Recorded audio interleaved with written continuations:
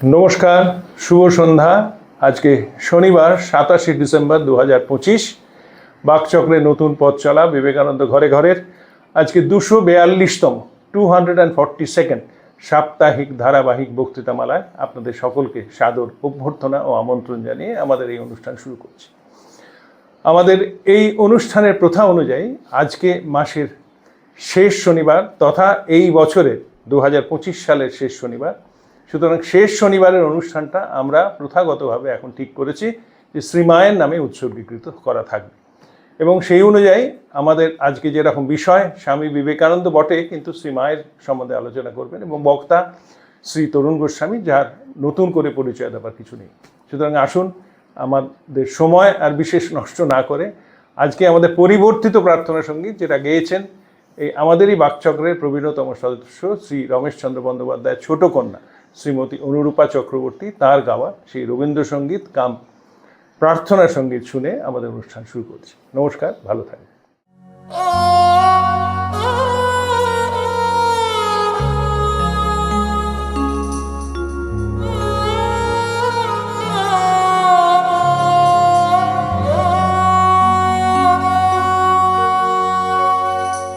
জীবন যখন শুকায়ে যায়, করুণা ধারায় এসো, সকল মাধুরী লুকায়ে যায়, গীত সুধারসে এসো।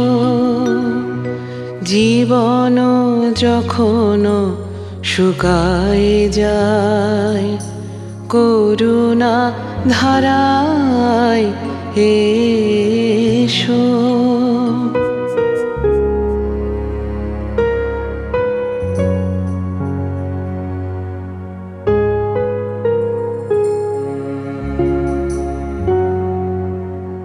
কর্ম যখন প্রবল আকার, গরজি উঠিয়া ঢাকে চারিধার।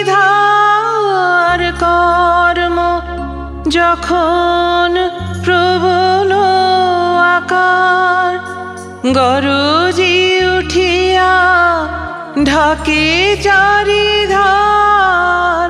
হৃদয় প্রান্তে হে জীবননাথ, শান্ত চরণে এসো। জীবন যখন শুকায়ে যায়, করুণা ধারায় এসো।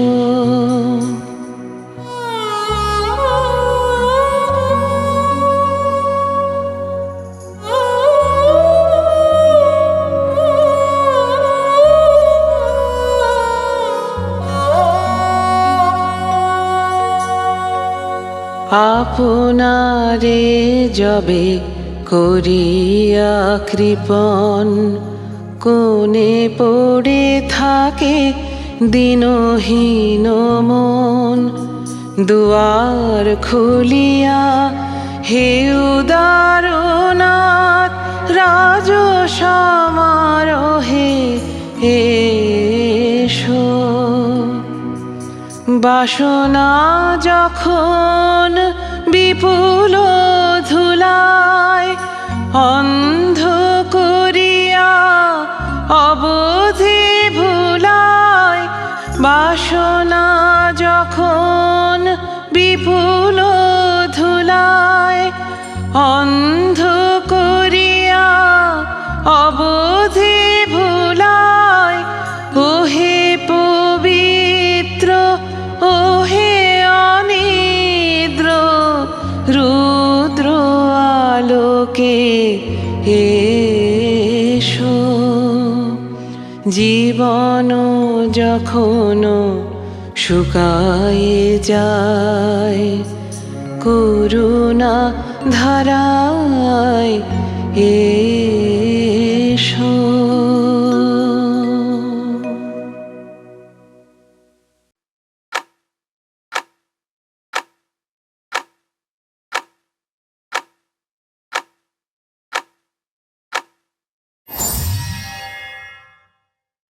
সুধীবৃন্দ, 2025 সাল শেষ হচ্ছে এবং ভারতবর্ষের দর্শনে একটা বড় কথা আছে, স্থানকাল পাত্র।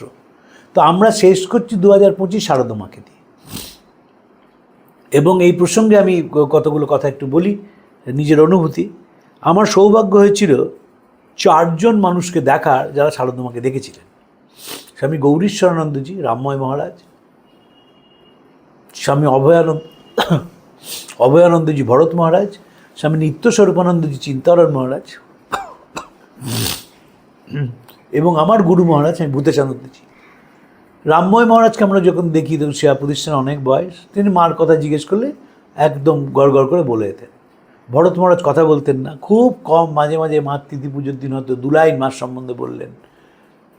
চিন্তরণ মহারাজ প্রচণ্ড গল্প করতে ভালোবাসতেন, গোলপাক রামকৃষ্ণ মিশনের প্রতিষ্ঠাতা সম্পাদক, অসাধারণ পণ্ডিত, অষ্টাবক্র, গীতা এখনও রয়েছে, বিদেশে বিশ্ববিদ্যালয়ে পড়ানো হয়।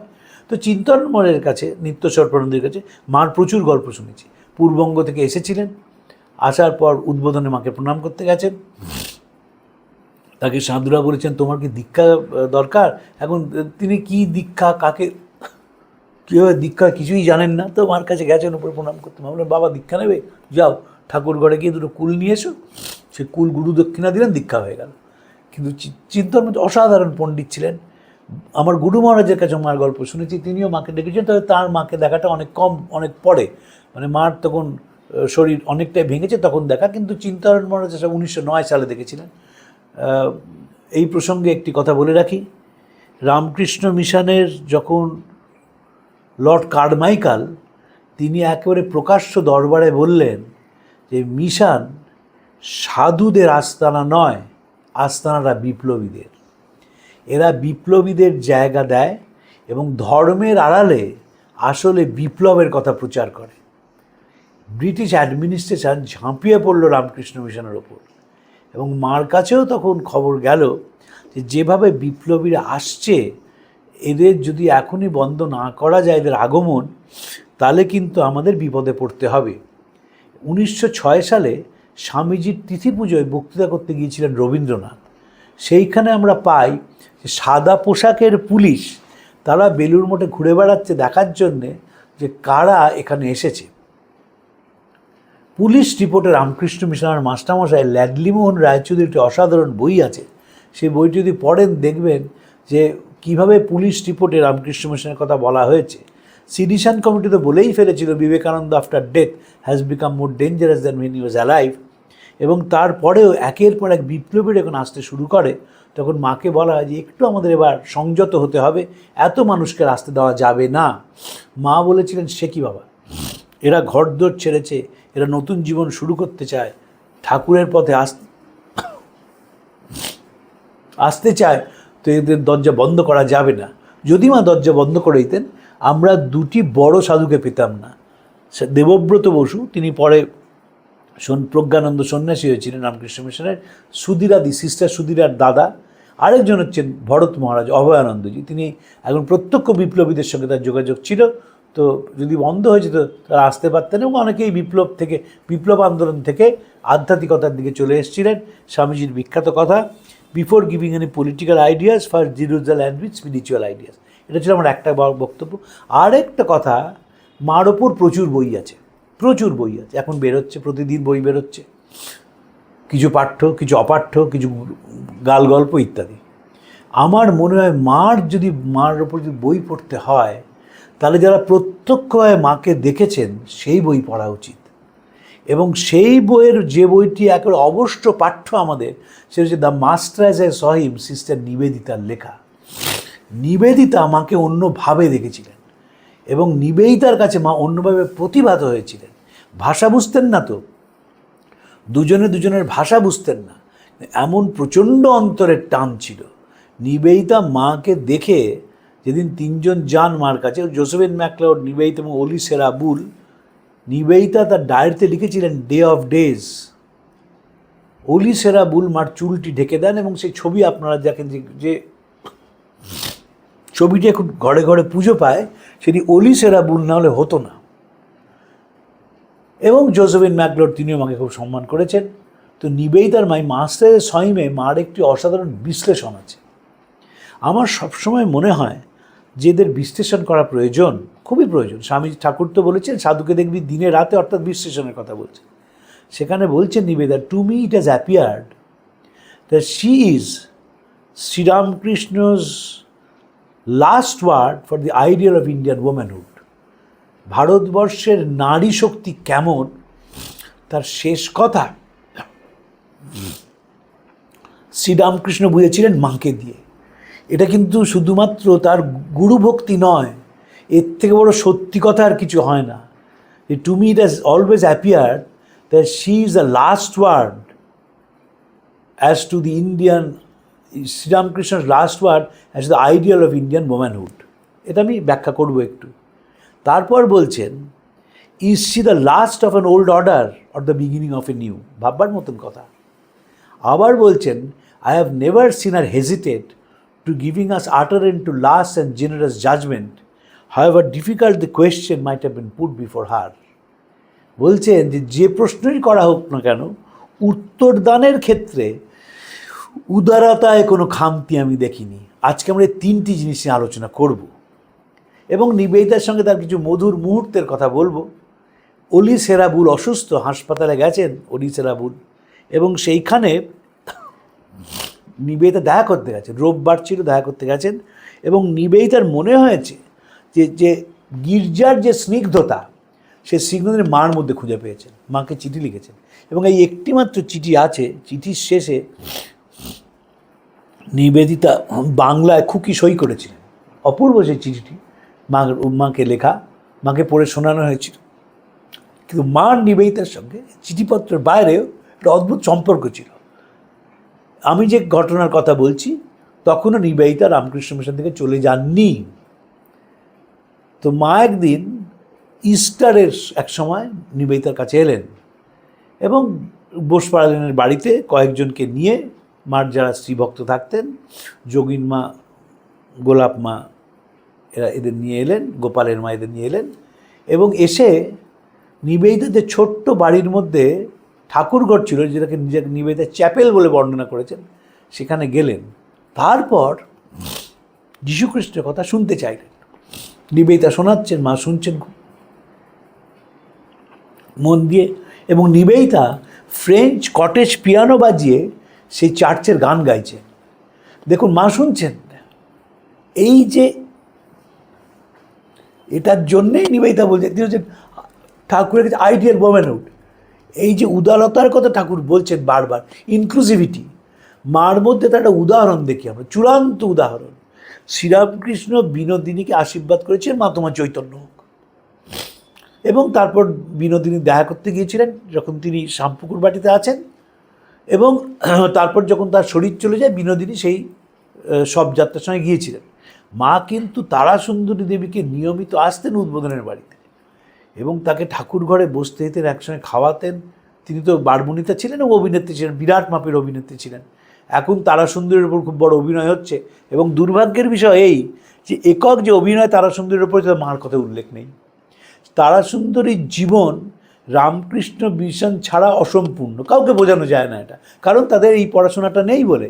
স্বামী ব্রহ্মানন্দ ছিলেন তারাসুন্দরীর গুরু, এবং তিনি মনে দুঃখ হলেই উদ্বোধনের বাড়িতে আসতেন, বিপুল জিনিস নিয়ে আসতেন। মনে রাখতে হবে, তারাসুন্দরী সে যুগে 4 ঘোড়ার গাড়ি চড়তেন, বিপুল পয়সা ছিল তো, এবং সেখানে মার জন্য জিনিস নিয়ে আসতেন, মার জন্য নানা রকম জিনিস উপহার দিতেন, আর যারা উপস্থিত ছিলেন তাদের জন্য জিনিস নিয়ে আসতেন। এবং উদ্বোধনে তারাসুন্দরী একজন অত্যন্ত সম্মানীয় গৃহীত ব্যক্তিত্ব ছিলেন। নিবেদিতার এই কথাটা, তার জন্য নিবেদিতাকে সবসময় পড়তে হয় কেন, নিবেদিতার অ্যানালিটিক্যাল পাওয়ার ছিল সাংঘাতিক। এবং বলছেন, is she the last of an old order of the beginning of a new? তিনি কি ভারতের, মানে প্রাচীন ভারতের শেষ প্রতিনিধি না নতুন ভারতের প্রথম প্রতিনিধি? আমার মনে হয়েছে তিনি নতুন ভারতের প্রথম প্রতিনিধি। কারণ স্বামীজি একটি চিঠিতে শিবানন্দজিকে লিখছেন 1894 সালে, making her the nucleus, Gargis and Maitreyis will be born in this world, see how grand is the power of Shakti. মা কী করছেন? ভারতী প্রাণা মাতাজিকে ডাফরিন স্কুলে পাঠাচ্ছেন, সেখানে মিডওয়াইফারি পড়তে। প্রবল আপত্তি যে না, পড়া যাবে না, কিন্তু মা বলছে না, পড়তে যাক, ও তো আমাদেরই সুবিধা হবে। এই যে মেয়েদের শিক্ষা, নিবেদিতা স্কুল তৈরি হচ্ছে 13ই নভেম্বর 1898, সেখানে মা উপস্থিত রয়েছে এবং সেখানে গিয়ে তিনি প্রার্থনা করছেন যারা এই স্কুলের ছাত্রী হবে তারা যেন আদর্শ মানুষ হতে পারে। নিবেদিতাকে একদিন মা জিজ্ঞেস করছেন বিদেশে বিয়ে কীরকম হয়। এখন নিবেদিতা তো বিয়ের ধারণা নেই, কারণ নিবেদিতা তো বিয়ে করেননি, কিন্তু তবুও যতটুকুনি ছিল বলছেন নিবেদিতাকে। এবং নিবেদিতা তখন বলছেন যে, তখন উনি জিজ্ঞেস করছেন ওরা শপথ কীরকম না, দেখুন মার কাছে কীরকম ওয়েল ইনফর্ম মহিলা ছিলেন, ওরা যে বিয়েতে শপথ নেয় সেটা আমাকে কেউ বলেছিলেন। তো নিবেদিতাকে জিজ্ঞেস করছে, নিবেদিতা বলছে যে শপথ নেওয়া হয়, তারা বলে তোমরা ভরণ পোষণ দেখবো, তোমরা অসুস্থতার সময় দেখবো, বা চুপ করে শুনছেন। এবং ওদেশের বিয়ের কীরকমভাবে বিয়ের পদ্ধতি হয়, কীভাবে বিয়ে দেওয়া হয় না হয়, সব মাকে বলছেন এবং মা বসে বসে সেগুলো শুনছেন মানে, এবং হাত জোর করে শুনছেন। এই যে অ্যাটেনশান, র্যাপ্ট অ্যাটেনশান দিয়ে শুনছেন নিবেদিতা কথা। এবং আবার বলি, ভাষা তো দুজনে চিনতেন না। নিবেদিতা, মা তো ভুবনেশ্বরী দেবী ছিলেন না যে ইংরেজিতে নিবেদিতার সঙ্গে কথা বলবেন, মা তো ভাষাটাই জানতেন না। কিন্তু এমন উপস্থিতি যে ভাষার কোনো প্রয়োজন হয় না।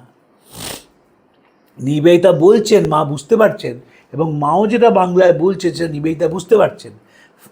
ল্যাঙ্গুয়েজ অফ দি মাইন্ডে নাকি এটা হয় যে দেখবেন, এটা একটা প্রমাণ হচ্ছে যে দুটো বাচ্চা, একজন ভারতীয় একজন আমেরিকান, তারা পাশাপাশি বসে নিশ্চিন্তে খেলে। কেন খেলতে পারে? তারা they speak from the language of the heart. হৃদয়ের ভাষা বললে সেটা বোঝা যায়। মার সেটা ছিল, এবং নিবেদিতার সঙ্গে মার অত্যন্ত পরিচয় ছিল, অত্যন্ত মানে ভালোবাসার সম্পর্ক ছিল। রামকৃষ্ণ মিশন থেকে নিবেদিতা চলে যান, তারপরেও কিন্তু মার কাছে অনবরত আসতেন। এবং বলা হচ্ছে যে is she the last of an old order of the beginning of a new. এবং বলা হচ্ছে তার সঙ্গে কথা বলার সময় এমন তার উত্তরদানের ক্ষেত্রে উদারতার কোনো খামতি দেখিনি। রামকৃষ্ণ ভাব আন্দোলন, তার মূল কথা হচ্ছে উদারতার আন্দোলন। ক্রিস্টোফার ইশারুড, স্বামী গম্ভীরানন্দের একটি বই আছে history of the Ramakrishna Math and mission, তার ভূমিকা লিখেছিলেন। সেই ভূমিকায় ইশারুড লিখেছিলেন, spiritual truth is eternal, but it has to be restated and redemonstrated in human life so that it can solve the varying problems of every succeeding epoch. Ramakrishna's teaching is our modern gospel. He lived and taught among us and not for the men 2000 years ago. And Ramakrishna movement is responsible for spreading of his gospel among us. এই যে ভালোবাসার একটা আন্দোলন, শ্রীরামকৃষ্ণ তার দুজনকে এই ভালোবাসার কথা প্রচারের দায়িত্ব দিয়েছিলেন। একজন বিবেকানন্দ, তিনি দর্শনের মধ্যে দিয়ে, চিন্তার মধ্যে দিয়ে, ব্যবহারের মধ্যে দিয়ে পাশ্চাত্যকে মাত করলেন যে কিভাবে মানুষ প্রকৃত ভালোবাসতে পারে। অখণ্ডানন্দগিরি চিঠি লিখেছিলেন, ওর লেখাপড়া বাড়ার ভাত, আসর হচ্ছে ভালোবাসা। আর মাকে দিলেন আটপৌরে জীবনের মধ্যে দিয়ে কি করে আদর্শকে ধরে রাখতে হয়। যখন সেই বদ্ধ মাতাল ডোম তার প্রেমিকাকে মেরেছে, যাকে তিনি বিয়ে করেন, মা তাকে শাসন করেছেন, এবং মার কিন্তু শাসনটাও ছিল অত্যন্ত কঠোর। ভাবার কোনো কারণ নেই যে মা ছিলেন খুব একেবারে নরম প্রকৃতির, পুরুষদের সব কিছুতে তিনি একেবারে সারেন্ডার করেছেন, তা নয়। ফেমিনিজম এবং জেন্ডার ফিলোসফির একটা মূল তফাৎ আছে। ফেমিনিজমের বক্তব্য যারা ছেলেই মেয়ে, একটা মেয়েই ছেলে। সিমন ডিউভারের সেকেন্ড সেক্স পড়বেন, তিনি সেখানে বিস্তরভাবে বলেছেন। আর এখন কিন্তু জেন্ডার ফিলোসফি মানে মেয়েরা তাদের বৈশিষ্ট্য নিয়ে বাঁচবে, যেটা স্বামীজি বারবার বলছেন।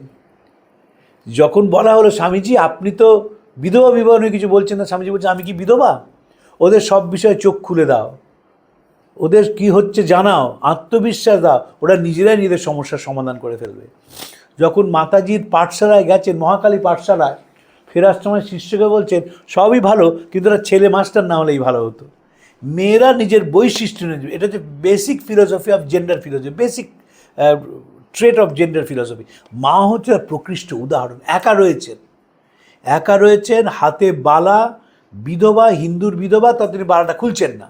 এবং আপনারা যে বালাটা দেখেন, মোটা বালাটা, এই বালাটি কিন্তু শ্রীরামকৃষ্ণ বানিয়ে দেননি, আমরা ভুল জানি।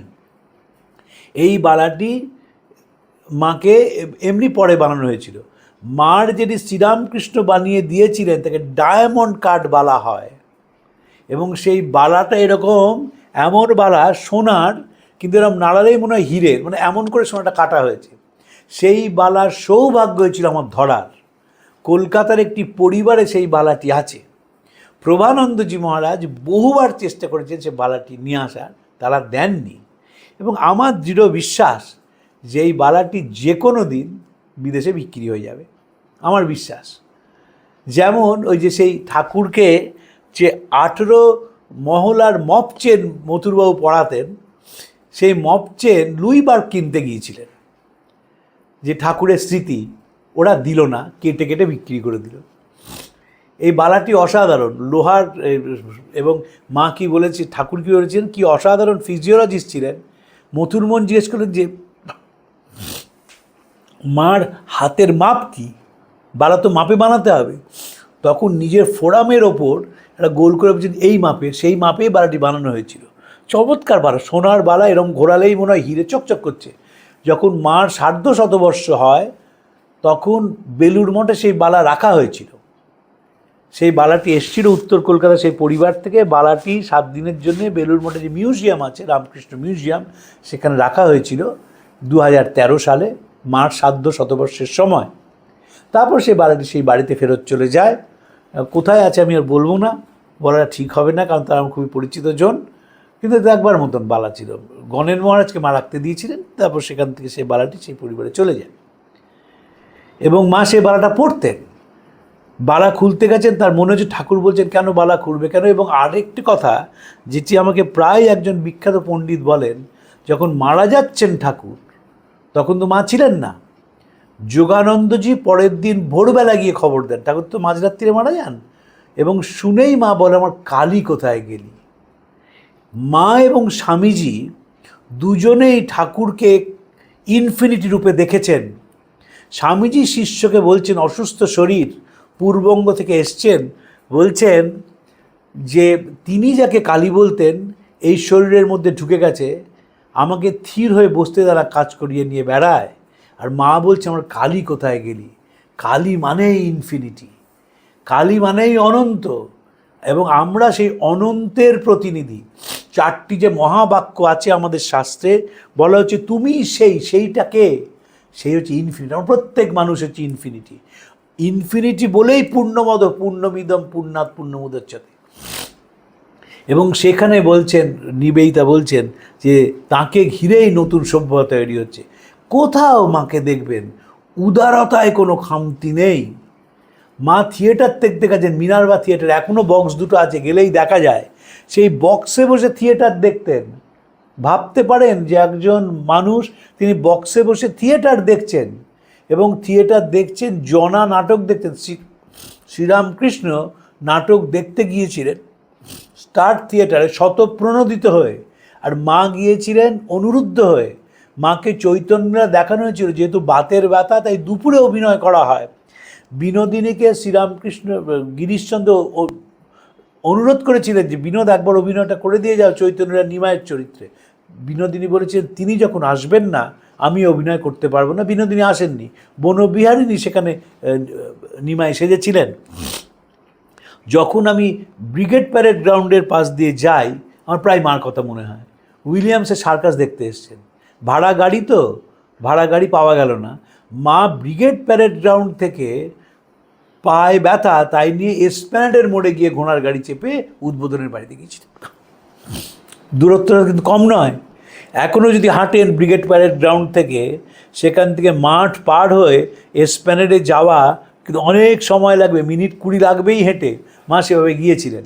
এবং এখন 8 পৌড়ে জীবন, তাকে দেখে বোঝাই যেত না। নন্দলাল বোস লিখছেন যে তাকে নন্দলাল বোস দুটোই দেখেছিলেন। শ্রীরামকৃষ্ণের ছবি আছে যে দক্ষিণেশ্বরের চাতালে ভাবাবেগে শ্রীরামকৃষ্ণ নৃত্যরত, নন্দলাল বোস তার ছবি এঁকেছেন, অসাধারণ সেই ছবি। এবং তিনি মাকেও দেখেছিলেন যে উদ্বোধনের বাড়িতে পা ছড়িয়ে তিনি বসে আছেন, সারা দেহটি ঢাকা, এবং তিনি খাবারের জন্য সবাইকে আতিথেয়তা করছেন, আপ্যায়িত করছেন ইত্যাদি। অপূর্ব লেখা আছে নন্দলাল বসু, মাকে দেখেছিলেন তিনি এবং খুবই স্নেহ করতেন মা নন্দলাল বসুকে। আপনারা জানেন যে পশুপতি বসুর বাড়িতে শ্রীরামকৃষ্ণ গিয়েছিলেন উত্তর কলকাতায়, নন্দলাল বসু সে ছবি এঁকেছিলেন ঠাকুরের, এবং মার সঙ্গেও তার খুব ঘনিষ্ঠতা ছিল। সৌরভ মোদির অসাধারণ লেখা আছে মার ওপর, তিনি বম্বে থেকে এসেছিলেন, মা সেদিন অত্যন্ত অসুস্থ, খুব জ্বর, তবুও শারদানন্দজিতে ব্যবস্থা করে দেন তিনি দীক্ষা। দেখুন তখনকার দিনে বম্বে থেকে একজন মহিলার কাছে দীক্ষা নিতে আসা কিন্তু কম সোজা কথা নয়। আর সোহরাব মোদি তো সোহরাব মোদি অত্যন্ত ধনী পরিবারের সন্তান, এবং বম্বে যে ফিল্ম জগৎ সেখানে তিনি স্বনামধন্য ব্যক্তি, তিনি তার দীক্ষা মার কাছে দীক্ষা পান। এবং যখন কয়েকদিন থাকার পর চলে যাচ্ছেন তখন মা বলছেন, বাবা যাই বলতে নেই বলো এসো। অপূর্ব লেখা আছে সোহরাব মোদির ওপর। এবং কখনো যদি ইউটিউব পান দেখবেন দিলীপ কুমারের একটা বক্তৃতা আছে, সেই বক্তৃতায় তিনি সোহরাব মোদির এই ঘটনার কথা বলছেন। সোহরাব মোদি তাকে বলেছিলেন এই ঘটনাটির কথা। এবং বম্বে থেকে কলকাতা এসে একজন মহিলাকে গুরু করা এ সোজা কথা নয়। এখন বহু পুরুষ আছেন যারা সারদা মঠে মাতাজিদের কাছে দীক্ষা পান, দীক্ষা নেন, কিন্তু তখনকার দিনে নেক্সট টু ইম্পসিবল, প্রায় অসম্ভব ছিল। একে মহিলা তার কাছে আমি দীক্ষা নেব, তাই বাঙালি, তিনি তো মারাঠি নন, ভাষায় কথা বলতে পারবেন না, তবুও তারা এসেছিলেন। এবং বিপ্লবীদের সঙ্গে মার একটা যোগাযোগ ছিল, তারা মাকে প্রণাম করে যেতেন। এবং মার এমন কঠিন ব্যক্তিত্ব ছিল যে একজন সে ভদ্রমহিলা, তিনি খুব অত্যাচারিত হয়েছিলেন ব্রিটিশ জেলে, তবুও তিনি কারোর নাম বলেননি। তাকে জিজ্ঞেস করছে তুমি কি চাও, বলছেন উদ্বোধন একবার মার কাছে যেতে চাই। মাকে নিয়ে আসা হয়েছিল, যখন তাকে নিয়ে আসা হলো তখন তিনি বললেন যে আদালতের মধ্যে এত পুরুষ ছিল, কেউ ঠাস ঠাস করে ব্রিটিশ পুরুষকে চড়িয়ে দিতে পারলো না। সব সময় যে স্বকীয়তা বজায় রেখে তিনি জীবন যাপন করে গেছেন। তাই জীবনের শেষ প্রান্তে এসে বলছেন, যদি শান্তি চাও দোষ দেখবে নিজের, কারুর দোষ দেখো না। এই সংসার তোমার, সংসারকে আপন করে নিতে শেখো। এই যে সেলফ অ্যানালিসিস 2026 সাল থেকে, সেটাই যেন আমাদের জীবনের ব্রত হয়। মাকে ভালোবাসা মানে সেলফ অ্যানালিসিস করা, প্রত্যেক স্তরে নিজেকে বিচার করা, আমি ঠিক করলাম না ঠিক করলাম না।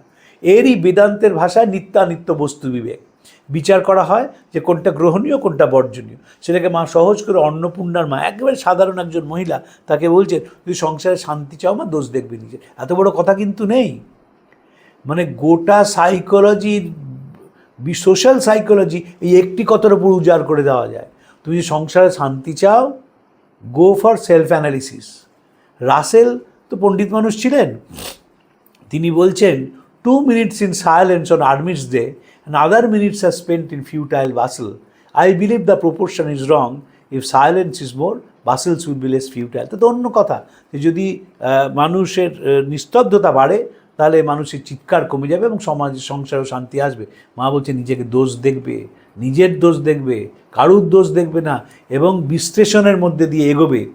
2026 সালে আমরা যখন পড়ব তখন এটাই যেন আমাদের জীবনের একেবারে ভেতরে লেখা হয়ে যায়। বাকচক্রের মাধ্যমে আমাদের আপনার সকলের কাছে অনুরোধ করছি যে যেন 2026 সালে নতুনভাবে আমরা নিজেদের চিনতে পারি।